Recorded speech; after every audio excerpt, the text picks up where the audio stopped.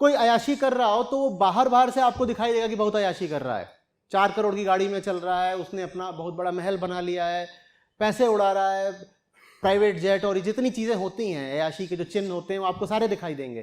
तो बाहर बाहर से तो आपको दिखाई दे जाएगा कि अयाशी चल रही है, लेकिन भीतर का जो खोखलापन और सूनापन है वो आपको कोई दिखाई देगा? अमीरों की शादियां होंगी, उसमें 200 करोड़ उड़ा दिए गए, वो 200 करोड़ जो उड़ाए गए उसकी फोटो खींच ली जाएगी, लेकिन भीतर यहां अभी भी जो शमशान गूंज रहा है उसकी फोटो खींचती है कभी? उसकी फोटो खींचती नहीं, उसकी फोटो आपके सामने आती नहीं, तो आपको कभी पता चलता नहीं कि इतनी अयाशी करके भी ये आदमी कितना दुखी है।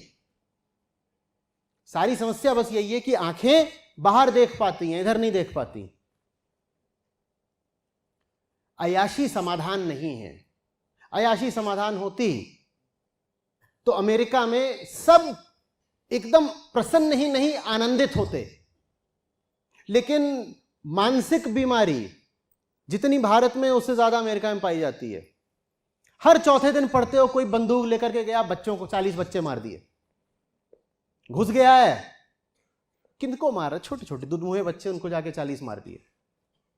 या किसी शॉपिंग कॉम्प्लेक्स में कोई घुस गया, बंदूक लेके मार रहा है, मार दिया, चलो वो भी बात की बात है, इतनी बंदूकें क्यों है वहां पर? ये क्या मानसिक स्वास्थ्य का लक्षण है? हर आदमी बंदूक रख के चल रहा है? बोलो। जितना वहां पर कार्बन का एमिशन औसत आदमी करता है, उतना पूरे विश्व में कहीं कोई नहीं करता। अयाशी तो पूरी कर रहे हो, लेकिन उससे पा क्या रहे हो? अपनी ही जिंदगी खराब कर रहे हो, अपना पूरा ग्रह तबाह कर रहे हो। इससे कुछ मिल रहा होता है तो बुद्ध और महावीर अपना विलासिता पूर्ण, वैभव पूर्ण जीवन छोड़ करके जंगल क्यों जाते भाई? नहीं मिल रहा ना। लेकिन आपके इन्फ्लुएंसर्स और आपके आदर्श हैं, वो आपको लगातार यही बता रहे हैं कि इसी से मिल जाएगा, मिल जाएगा। भाई बुद्ध में तुझसे थोड़ी सी ज्यादा तो अकल रही होगी ना। जब उन्हें नहीं मिला तो तुझे कैसे मिल जाएगा? लेकिन वो मोटिवेट करने के लिए और इन्फ्लुएंस करने के लिए खड़ा हो जाता है। और अब तो ये सब भी हैं, एंटरप्रेन्योर लोग भी हैं, शार्क टैंक और तमाम दुनिया भर के सब चढ़े हुए हैं आपके ऊपर, जो आपको यही बता रहे हैं कि पैसा आ गया तो तुझे वो मिल जाएगा जिसको तू अपने पैदा होने के पहले क्षण से तलाश रहा है। उनसे पूछो तुम्हें मिला क्या? तुम जो भी हो, तुम राजनेता हो, तुम धनपति हो, तुम जो भी हो, तुम्हें क्या मिल गया? सच सच बताओ। और अगर तुम्हें इतना कुछ मिल गया है तो तुम में से ही आधे लोग पागल क्यों पकड़े जाते हैं? तुम में से ही आधे लोग जेल में क्यों नजर आते हैं? तुम्ही लोगों में इतनी आत्महत्याएं क्यों होती हैं? इतने घपले क्यों करते हो तुम लोग? पैसा तुम्हारे पास पहले ही था, फिर भी तुमने बेईमानी की, इतने घपले करे। अब हो सकता है जेल नहीं गए, किसी विदेश में जाकर के मुंह छुपा करके पड़े हुए हो, पर अगर तुम्हें वाकई संतुष्टि मिल गई होती, तुम्हें भीतर का कुछ भी मिल गया होता, तो तुम्हें ये सब नारकीय काम करने की जरूरत पड़ती क्या? तुम्हें कुछ नहीं मिला है। लेकिन हम जवान लोग हैं, हमारी क्या उम्र है? 18, 20, 22, 24 साल की हमारी उम्र है। तुम हमें बेवकूफ बना रहे हो, तुम हमें गलत रास्तों पे धकेल रहे हो।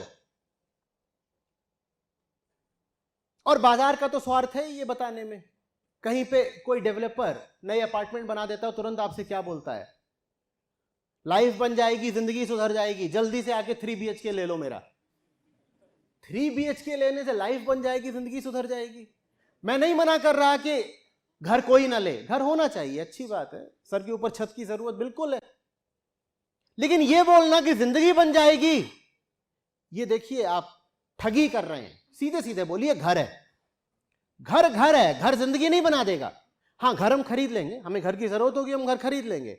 लेकिन अगर आप बोलेंगे देखा ये करते ही तुम्हें स्वर्ग सुख मिल जाएगा, और वो तो ऐसे ही बोलते हैं लगभग कि स्वर्ग सुख मिल जाएगा, सब कुछ हो जाएगा, आसमानों में उड़ोगे।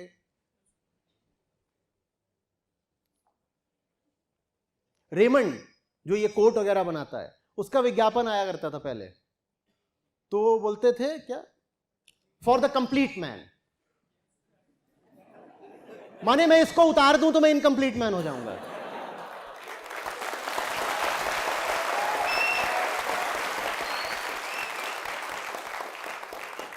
ठीक है, अच्छी बात है, हम आपका घर भी ले सकते हैं, आप कोट बनाते हो, हम कोट भी ले लेंगे आपका, लेकिन आप ये क्यों बोल रहे हो कि इससे पूर्णता आ जाएगी?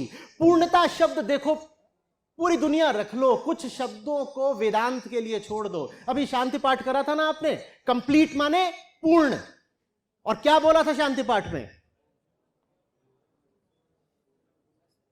पूर्णात् पूर्णम उदच्यते। पूर्ण की बात तो यहां हो रही है ना। तुम क्यों पूर्ण शब्द को लेकर के बैठ गए? तुम बाजारू आदमी हो, अपना धंधा चलाओ, इन शब्दों को हाथ मत लगाओ।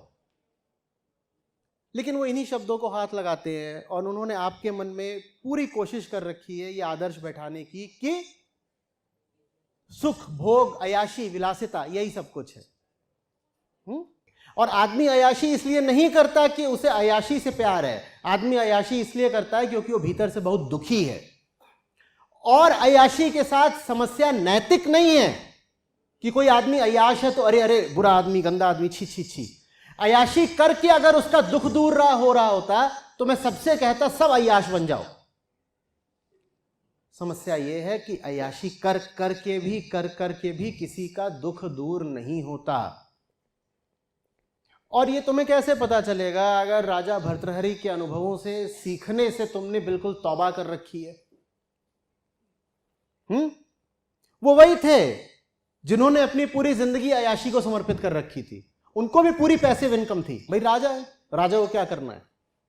राजा को तो मान लिया कि वो तो ईश्वर का प्रतिनिधि है, वो बैठा हुआ है अपना, लोग मेहनत कर करके राजा की तिजोरी भर रहे हैं।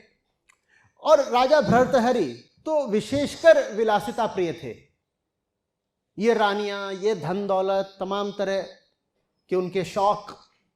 और फिर जीवन ने दिया तगड़ा झटका, तब उनको समझ में आया कि बात बनती नहीं। विलासिता उनकी इतने चरम पर थी कि उन्होंने ग्रंथ ही पूरा लिख डाला विलासिता पर, श्रृंगार शतकम।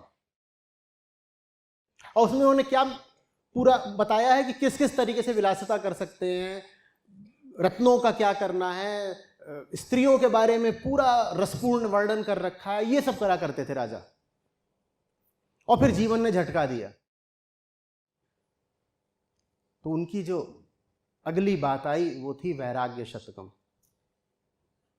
और वहां पे उन्होंने जिंदगी का सच लिखा है।